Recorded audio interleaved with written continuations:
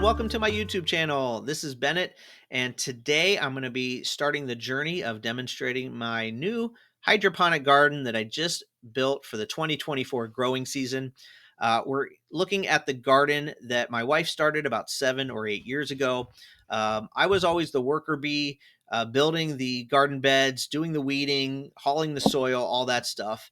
And my wife kind of had the green thumb. But unfortunately, she didn't have the time to get it going last year. So I took it over and basically just did not have any success. You can see the failed attempt at the Brussels sprouts in the buckets. You can see kind of the remnants of the garden from last year. So I decided this year I'm going to go hydroponics, and let's see how it goes. So the reason I chose hydroponics is because I was inspired by a local nonprofit here in the Hartford area called Levo International. I've done some work with them through my local Rotary Club here in West Hartford. And basically what Levo International does is they provide sustainable hydroponic systems to underserved communities, especially those in urban areas that don't have a lot of land for traditional soil-based gardening. So what they do is they create these very simple hydroponic systems that they deliver to people in the inner cities.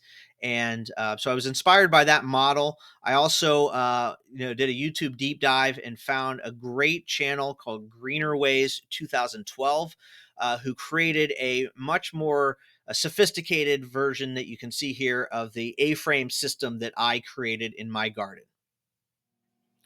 So my system is based on the area I had in my 8x4 garden bed.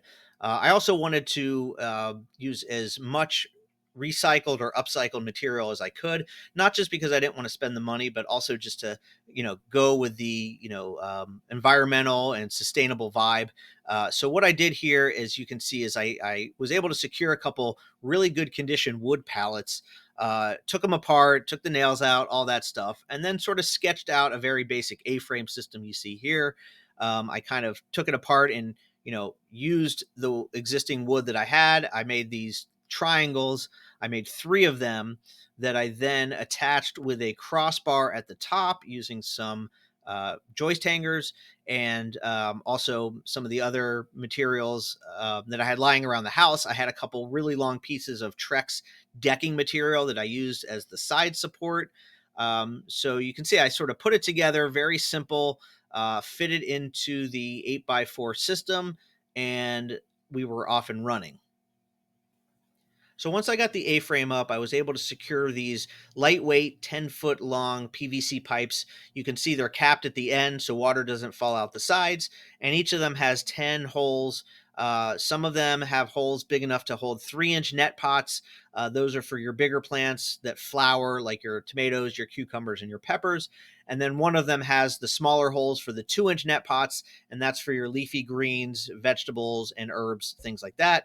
And as you can see, the idea is that the water starts in the bucket. It's got some nutrients in there, some fertilizer.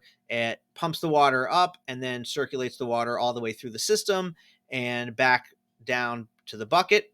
And let's take a look at the system in action right now. Okay, so here's my hydroponic system in action. We haven't added any plants yet, but we got the system running.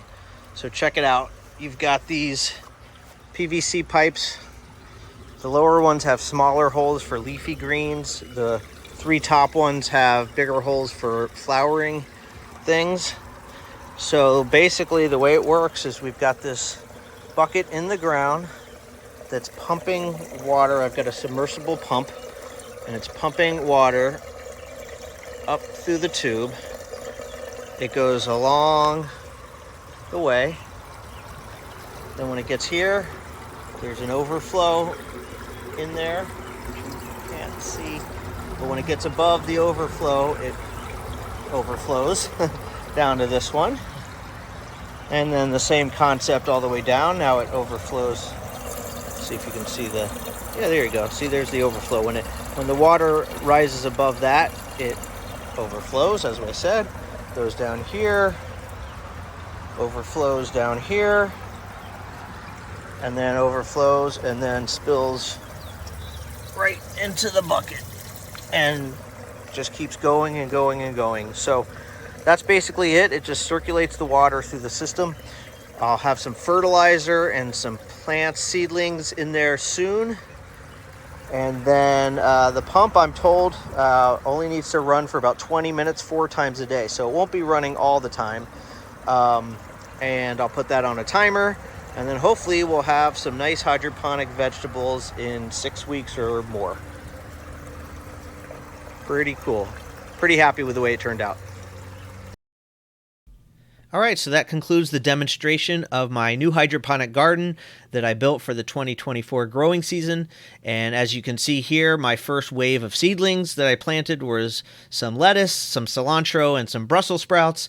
And as the weather gets warmer, I will be checking in periodically to check on the progress of my plants, and hopefully it will be a fruitful summer. So thanks for watching, and stay tuned for the next video.